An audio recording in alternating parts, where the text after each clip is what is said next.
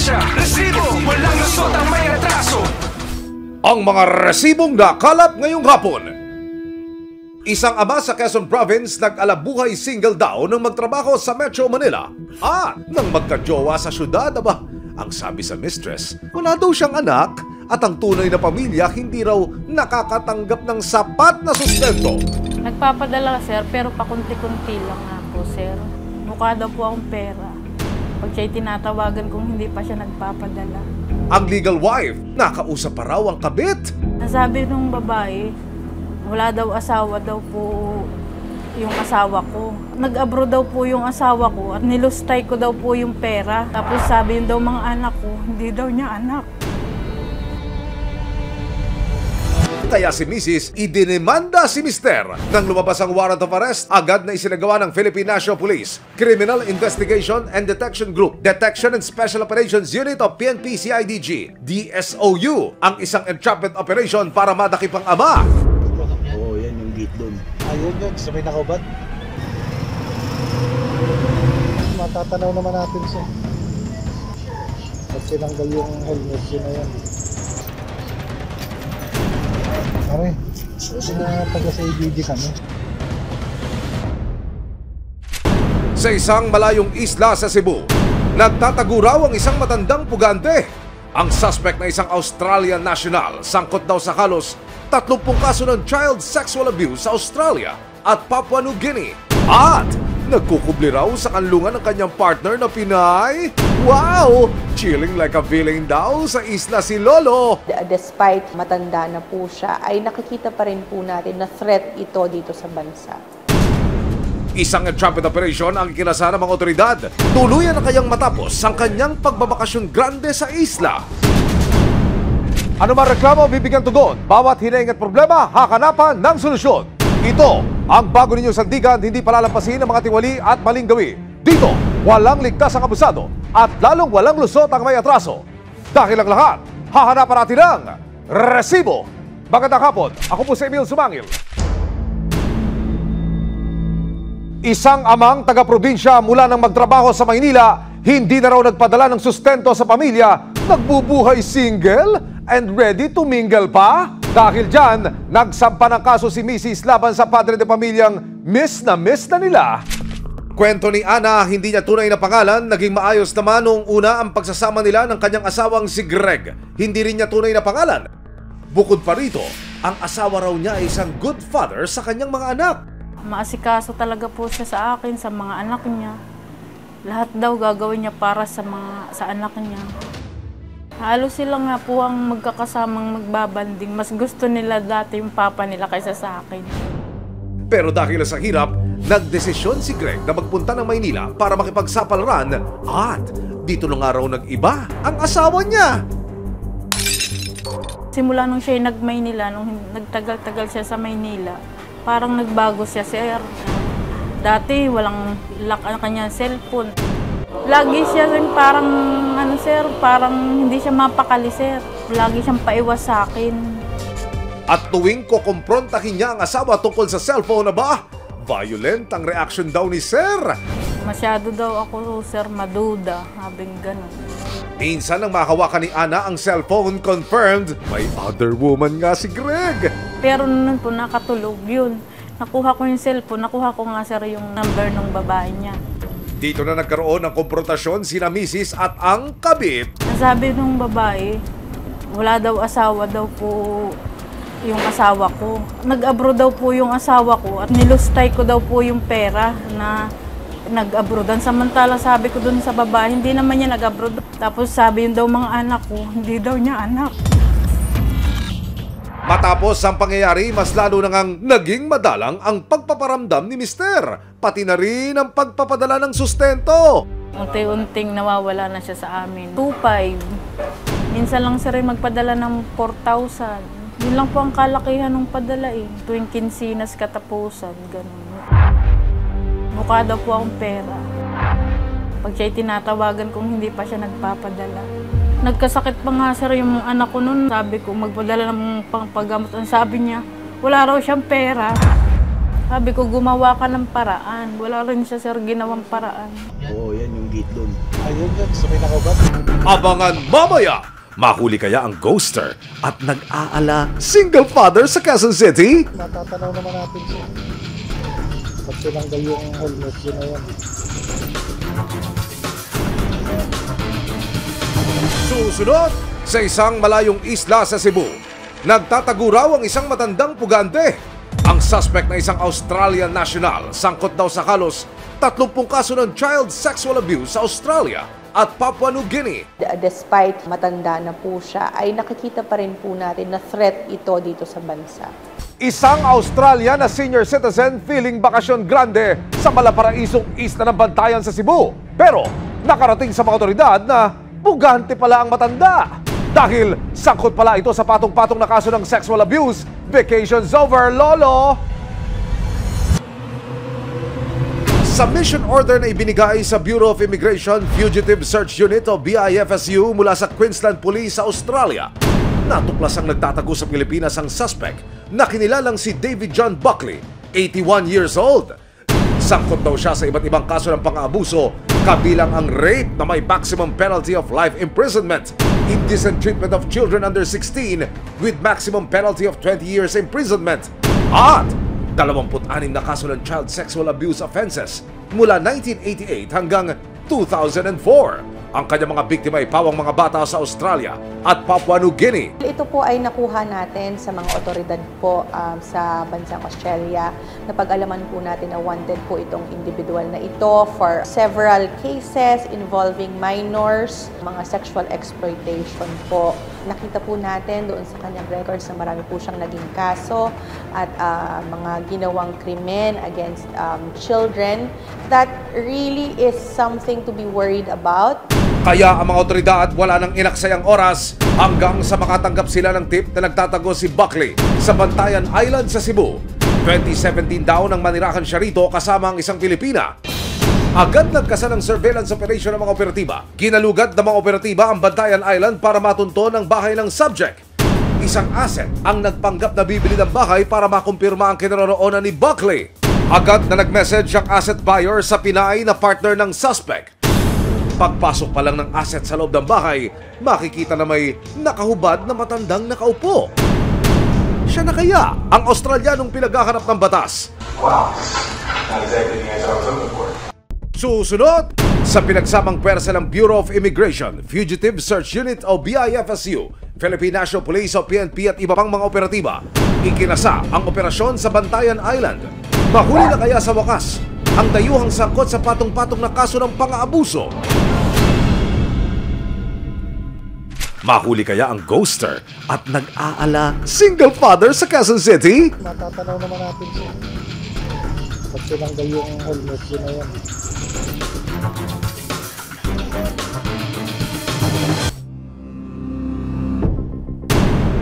Isang Australian national ang natuklasan ng mga otoridad na nagtatago sa Bantayan Island sa Cebu.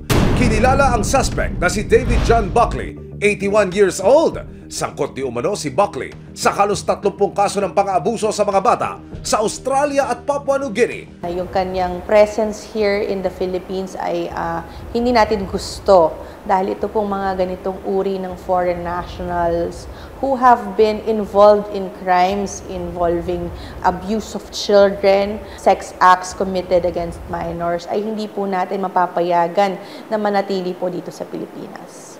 Sa isang surveillance operation, kumpirmadong nasa Bantayan Island ang pugante. Nakatira ito sa bahay ng kinakasama niyang Pilipina noon pang 2017. Agad na nagkasa ng surveillance operation ang Bureau of Immigration. Nakapasok po ang kanilang asset sa loob ng bahay.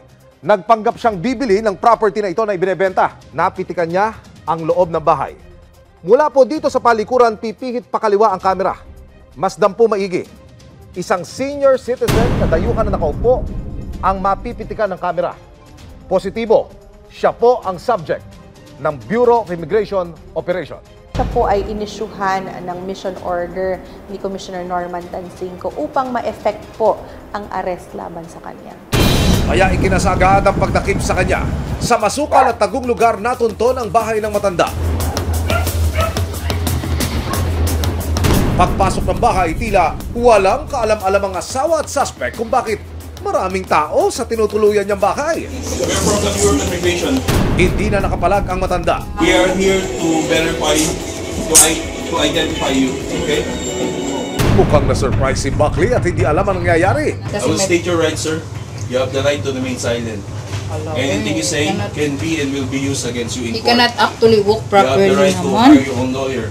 If you cannot provide one, the Philippine government will give you one. Hindi rin daw alam ng kanyang live-in partner ang mga kasong kinasangkutan niya. Madali nilang nahuli ang suspect, pero dahil sa edad, naging pahirapan din ang pagdadala sa kanya sa opisina ng mga otoridad. Isinakay din siya sa ambulansya patungo sa pier papuntang mainland sa Cebu. He's already 81 years old, so medyo frail na rin po itong taong ito. But kahit pa ganon, yung kanyang presence and yung kanyang activities here in the Philippines is still a threat. At kahit na gabi at maalon ang dagat, bumiyahe ang BIFSU patungong Cebu City sa opisina ng National Bureau of Investigation o NBI. Bukod sa mga kasong kinakaharap ni Buckley sa kanyang bansa, overstaying o undesirable alien na rin siya sa Pilipinas. Ibig sabihin, wala nang bisa ang kanyang pasaporte kaya illegal na ang pananatili niya sa bansa.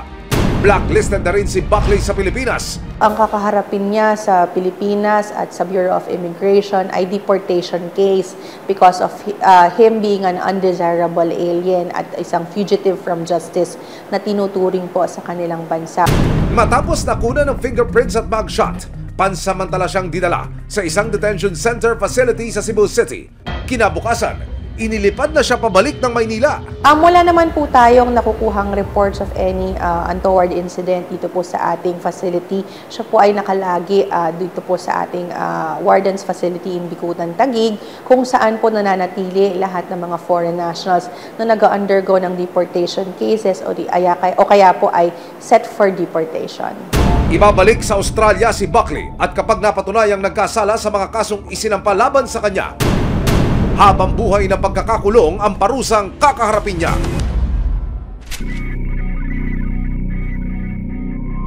Isang amang feeling single inireklamo ng kanyang asawa, nagawa pa raw niyang makisama sa ibang babae. Isang linggo po akong halos hindi makakain. Tapos sabi nung pinsan ko, lakasan ko daw po ang loob ko para sa mga anak ko. Yun, simula nun, natanggap ko na. Hanggang sa nagdesisyon si Ana na hanapin sa Maynila ang asawa.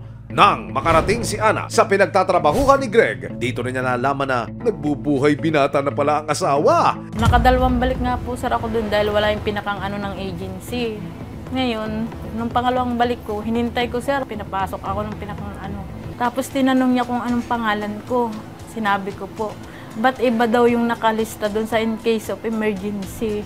Yun na nga po yung babae niyang Tapos ang nakalagay na anak, isa lang po. Hindi rin niya nakaharap ang asawa. Nagdesisyon po ako dahil may nakausap po akong kasama sa trabaho. Ang laki daw po sir ng sahod ng asawa ko. Akala daw niya yung asawa ko binata, sir. Dahil sa galit ni Ana, tuluyan siyang nagsampa ng kasong psychological violence sa violation of Section 5 of Republic Act No. 9262 o Anti-Violence Against Women and Their Children Act laban kay Greg. Pero nang ipaalam ito kay Greg, tila ba walang paki ang asawa? Sinabi ko po sir sa mga anak niya dinimanda siya at nung nalaman niya na may kaso siya, nagpapadala naman sir. Kaya lang, talagang ganun lang din sir talagang pinadadala niya, hindi talaga nalaki. Hanggang nitong December 19, natanggap ng Philippine National Police Criminal Investigation and Detection Group, Detection and Special Operations Unit, ang warrant of arrest laban kay Greg. We coordinate dun sa complainant kung bakit niya final ng case. Nagkaroon lang talaga ng confirmation nung binalidate namin and then nung kinonfirm din ng family or nung complainant na nandun siya. Nang makumpirma ang lokasyon ng suspect, agad nang sumugod ang mga pulis. Oo, yan yung gate doon. Ayun yun, sa may nakaubad. Oo, yun sa may nakaubad siya. Pwede nyo rin naman mai-assess yan. Para maging disimulado ang galaw ng mga pulis, nagpanggap na delivery rider ang isang undercover police officer. Kung inyo makikita, meron ho siyang hawak na tila ba dokumento sa kanyang mga kamay. Ito ang iaabot niya sa subject sa oras na makita niya ito. At ang magiging hudyat ng paghuli, tatanggalin niya ang kanyang helmet. Tignan natin ang mga susunod na tagpo.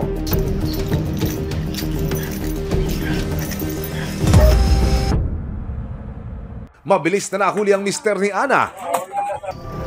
Pare, taga sa ABD kami. Opo, sir. Yung kaso mo sa Bausi ba? Sir, ang usap na po kami ng ano. Kaya lang sumampay yung kaso niya. Ikaw kasi ay pinapaan yung quarantine pa rin. Dinala agad siya sa custodial facility ng CIDG DSOU sa Camp Crame. Dito, nakapanayam ng resibo si Greg. Ayon kay Greg, wala raw siyang maayos na trabaho kaya aminado siyang hindi na siya nakapagpapadala sa kanyang pamilya. Noon po, wala akong trabaho noon na maayos. Kasi yung lisensya ko as a security guard, expired na. Ganun, nag-contraction ako. Kung anong trabaho. Yung padala ko po, hindi consistent, hindi tuloy-tuloy. Dagdag pa rito, noong mga oras daw na iyon nagkakasakit din siya ng malubha. Nirelieve ako sa trabaho kasi meron akong sakit. Diabetic na maga yan. Ang mamahal ng mga gamot. Yun, medyo nagipit talaga ako sa pira ng 2021 na yun. Hindi ako nakakapagpadala. Ayon pa kay Greg, hindi raw niya alam na may kaso siya. Kagagaling ko lang sa trabaho. May tumatawag, may delivery, yung pala, aarestuhin ako. Kaya wala akong kamalay-malay na may kaso pala ako. Sa huli, humingi ng tawad ang ama sa kanyang pamilya. Kung ako yung nagkamali, humingi ako ng tawad sa inyo, sa nanay ko, sa asawa ko, sa anak ko. Maaari, iurong na nila yung kaso para makapagtrabaho na ulit ako. Para yung mga anak ko makatapos sila sa pag-aaral. Di naman ako, sir, galit na sila magsama ng kanilang mga anak, sir. Gusto ko nga, sir, yun para sila maging masaya. Dahil sila gusto rin nilang makasama yung papa niya eh. Sana magbago na siya, maging aral sa kanya yung ginawa ko sa kanya. Paalala ng mga otoridad, labag sa batas ang hindi pagbibigay ng padre de pamilya ng sapat na suportang pinansyal sa kanyang asawa at mga anak. Kung may mga ganitong similar case, huwag po kayong matakot na mag-file ng case because it's rights din po na doon sa wife, pati na rin sa mga anak para maipakita kung ano po ba yung sapat na responsibility na dapat ibigay ng isang magulang sa kanyang mga anak. Sa kasalukuyan pansamantalang nakalaya si Greg nang ito'y makapag-bail.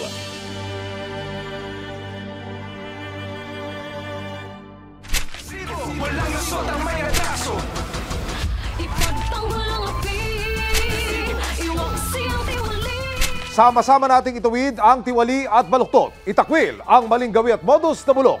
Walang ligtas ang abusado at lalong walang lusot ang may atraso. Dahil ang lahat, hahanapan natin ang resibo.